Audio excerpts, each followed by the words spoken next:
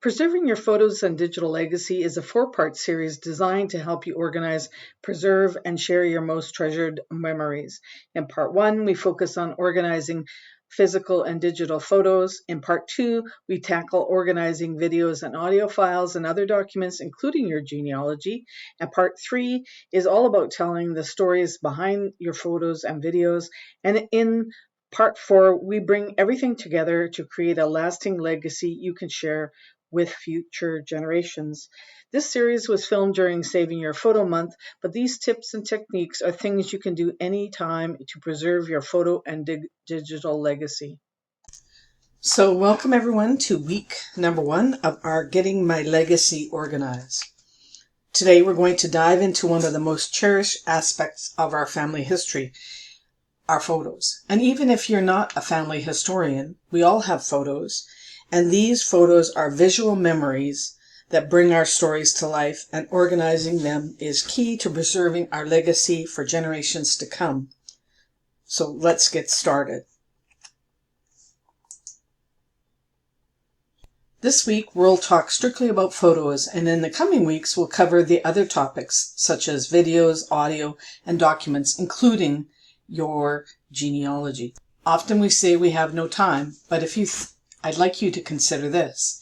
If you take and appoint 15 minutes a day to work on your photos, and you do it for 365 days of the year, you will have spent over 91 hours on your photos. And that's a lot of time, and that can be a lot of things that you can accomplish. Now, even if you can't do it every single day, even if you do it every second day, then that would still be 45 hours, more than 45 hours. So I'm sure that you can manage 15 minutes in a day. Here's the reason why I started doing this. I didn't want my sons to manage my legacy one garbage bag at a time. First, let's talk about why preserving family photos is so important. These images capture moments in time that we can never get back. Birthdays, weddings, holidays, and even those candid everyday moments. Each photo tells a story, and if we don't take time to preserve them, these stories can fade away. How many of you have come across old photos that are damaged and faded? It's heartbreaking. That's why we're here today, to ensure that our precious memories are protected and can be shared for future generations. And here's my other reason for doing this. And of course, if you know me, then you know I'm all about stories. And so in 2023, there was a fire close to my home, and I was told that I might be given just 15 minutes to leave my home. And if you can imagine the thoughts that go through your mind when you're told that, you start panicking and wondering, what am I going to take? And then I realized I don't have to worry about my photos because I have them all at forever. So I just needed to worry about my dog and a few things. There was a couple of things in my curio cabinet that I wanted to keep. I didn't have to worry about my photos. Yeah, I would be really disappointed and sad if they burnt up, but at least I could recreate it. We are constantly hearing about wildfires, at least in my neck of the woods. I live in Alberta, and if some of you may have been to Jasper, Alberta, or at least you saw it in the news this past summer. I knew 2 people that had everything in their homes completely gone, and it's so sad. And then if it's not fires, then you hear on the news about floods and tornadoes. And if it's not a natural disaster, then it could be your computer crashing. All of these are reasons to make sure you have things backed up in the cloud. When it comes to organizing photos, we have a different process for physical photos and for digital photos, at least in the beginning. Meaning we first need to digitize the physical and then organize and preserve those and other digital copies. Let's start with the physical photos. Those prints and albums we all have tucked away. I call this the scary box. Actually, if I had a scary box that looked like this one, I might not be so worried. I think it's kind of pretty. But most of the time your scary box looks like this. but you might not even have a scary box. And a scary box can be under your bed, in your attic, in the basement, in the spare room. It can be everywhere. But if you don't have a scary box, then you need to start one. So take that cardboard box or plastic container and go about gathering all the things so that they are in one place. So you're going to collect those photos, slides, albums, tapes, cassettes, USB sticks, SD cards. You're going to collect them all. That might take an entire week. It might take a month. But don't let it take too long, or then you're going to get delayed. Just go from room to room, consolidating all those things into one place. And it might just take one box, but it might take several. But I know you can do it. If you wanted to take it a little bit further, then you can start sorting the items in the scary box into categories which will eventually become priorities. So albums, loose photos, miscellaneous documents. These things represent items that need to be digitized. So you're separating the undigitized from the digitized. Now is when you have to decide who's going to do the scanning. Is it going to be a do-it-yourself project, or are you going to have somebody else do it for you? If you have some of those sticky albums, then those are the ones you want to deal with first. They can be like a chemical sandwich. You probably will have trouble getting them out of those albums. I suggest dental floss, but if you can't get them out of the album, even if you get them in just those plastic sheets off the top of each photo, then you are able to scan them. Now that once you have all those loose photos and documents, you can start sorting them into categories, perhaps by date, event, or family member. Once sorted, consider using acid-free photo albums or storage bins to protect them once they've been scanned. In your scary box, you're also going to have USB sticks, SD cards, DVDs, audios, and video recordings. Some of these we will deal with in the next few slides, and others we will deal with in the coming weeks. These are the things you've already got digitized. So have you heard of the ABCs of photo sorting? Photos are photos that have a story. They tell the story. And so these are important, and these are ones you want to digitize.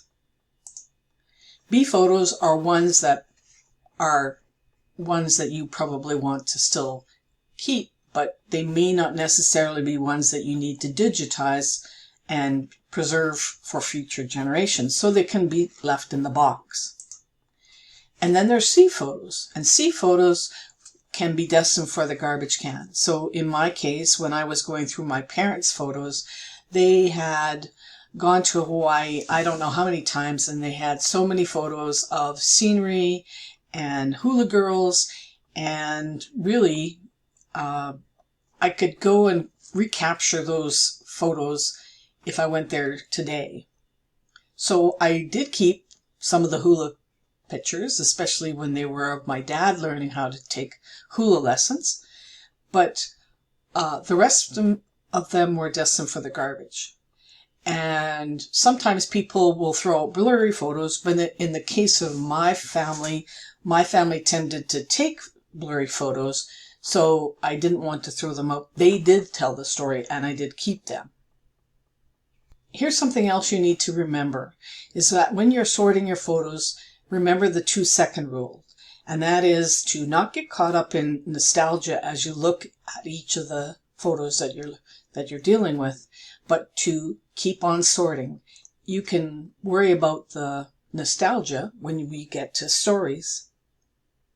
So here's some tips for scanning and digitizing old photos. In the case of delicate old photos, then you'll want to use a flatbed scanner like the one on the left.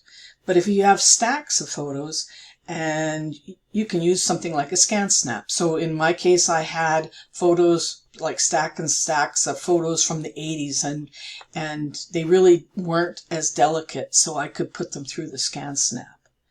If you're on the go, you want to just scan your photos while you're watching TV, then this app is perfect. That you can add it to your smartphone. It's called PhotoMime, and it costs $15 a month, or you can choose to buy it or use it for a year for $40. So really, it's a no-brainer. I did something very similar when I first started doing this. I would use my FlipPal for scanning photos while I watch TV. FlipPals are no longer available, but I can use PhotoMine. PhotoMine is neat because you can scan photos, video, or documents, and slides. I haven't used it for slides, but I know you can use it for that. But what's really great is if you're scanning a whole page of photos, then it actually cuts out each of the photos from that page rather than scanning just the page. So, and also, there's also a scanner available from VividPix called the Memory Station, which you can purchase the Memory Station, and that includes the scanner, but it also includes photo tools like Restore and their newest feature that includes stories. Make sure when you're scanning, you scan at high resolution, 300 dpi or higher, so that the digital versions are clear and can be printed if needed. As you scan, take the opportunity to label the digital files with details like names, dates, and locations if that's something that you want to do. This will make them much easier to organize and search through later. In the handout, I will provide links to all the tools that I'm mentioning here. When dealing with digital photos, the process is a bit different. We often have photos scattered across different devices: phones, cameras, computers, SD card, jump drives. The key here again is to centralize them. That's where that initial scary box comes in handy. This includes the ones that are on your computer, and even those old computers that you may still have that has photos that you would like.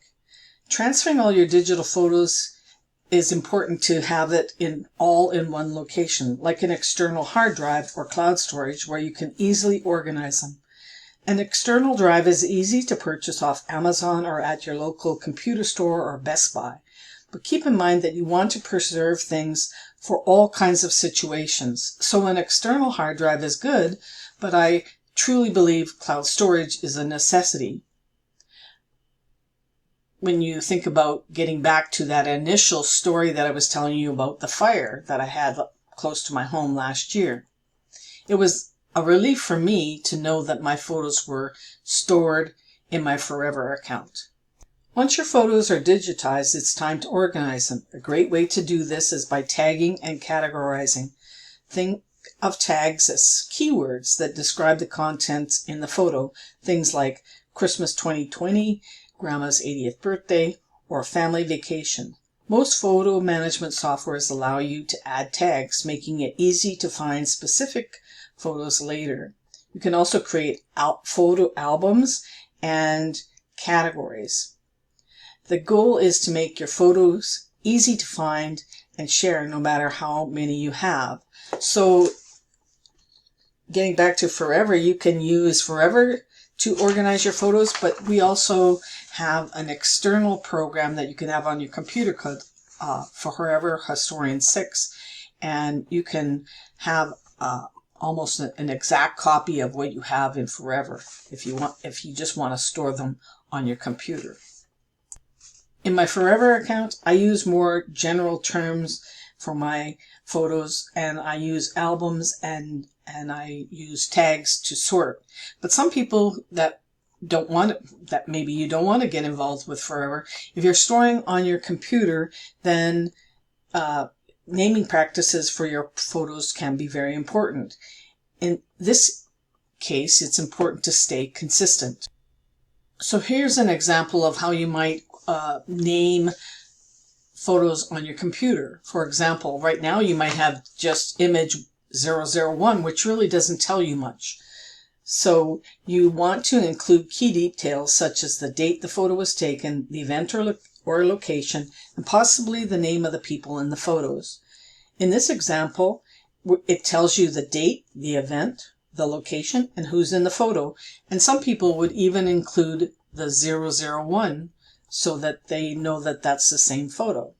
You can customize this based on what's most important for you, but the key is consistency. Decide on a format and stick to it.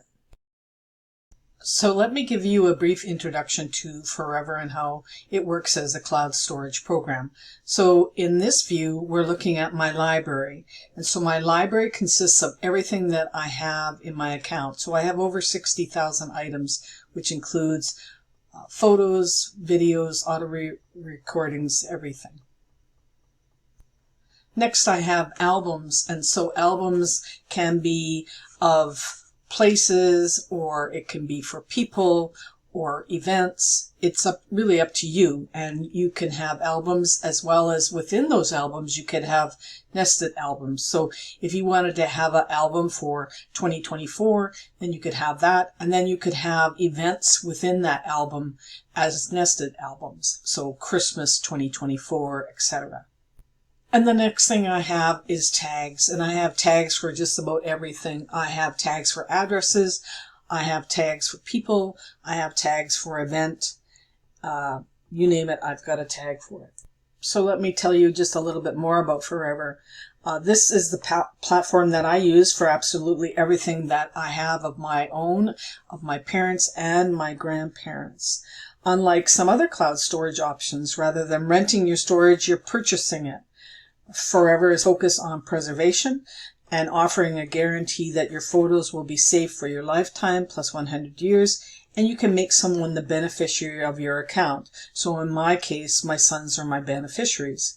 But I can also choose to make my account open to the public after a period of time after my death.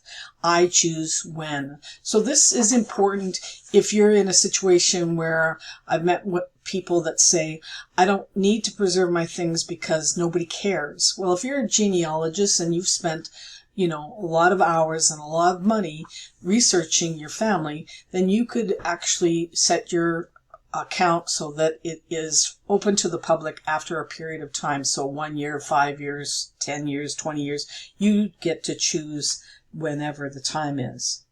One other thing that's important to me is that there is no data mining. Of course, there are other options out there, but Forever is worth considering, especially if you're thinking about long-term protection of your digital legacy. One final thing in regards to genealogy and Forever is, so this is my genealogy and family history album. So within that album, I have nested albums. One is called myself, the star. I call myself the star. And then 01 is the first generation, which is my parents. So Thompson's Middleborough genealogy. And the next generation is my grandparents. So there are 02 and each of their surnames. And then the third generation is all of my great-grandparents, and so there's a folder for each surname group and each generation. So within each of those surnames albums, there are nested albums as well.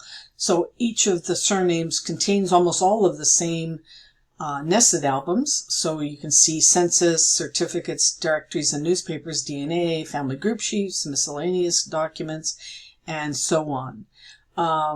Some are slightly different in some surname albums because they have events that have nothing to do with any of the other surnames. So if, for instance, in my great-grandmother Nana Oliver's situation, she came over on the Empress of Ireland, and I have a lot of information about the Empress of Ireland. So I have a nested album within that, the Oliver Clark album that includes the Empress of Ireland. To wrap it up today, I want to mention a few tools and apps that can help you when you're looking after your photos. So for organizing photos, there are apps like Google Photos or Apple Photos. They offer robust tagging and categorizing features. If you're looking to enhance or restore old photos, tools like Adobe Photoshop or the more user-friendly Adobe Photoshop Elements are excellent choices. Also consider Restore from Vivid Pics. They have the Restore software that includes the photo enhancement, or photo enhancement with stories.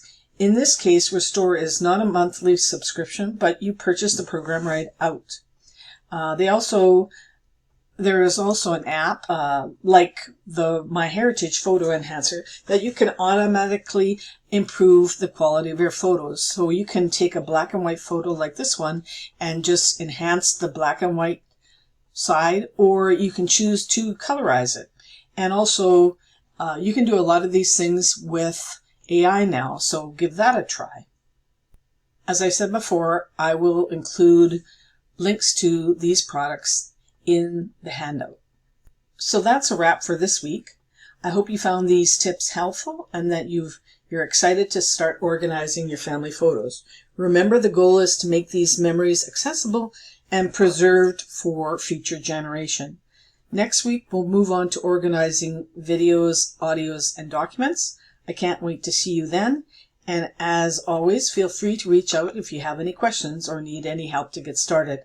My email is info@familyhistoryhound.com. And I hope you enjoyed this presentation. Thank you for joining.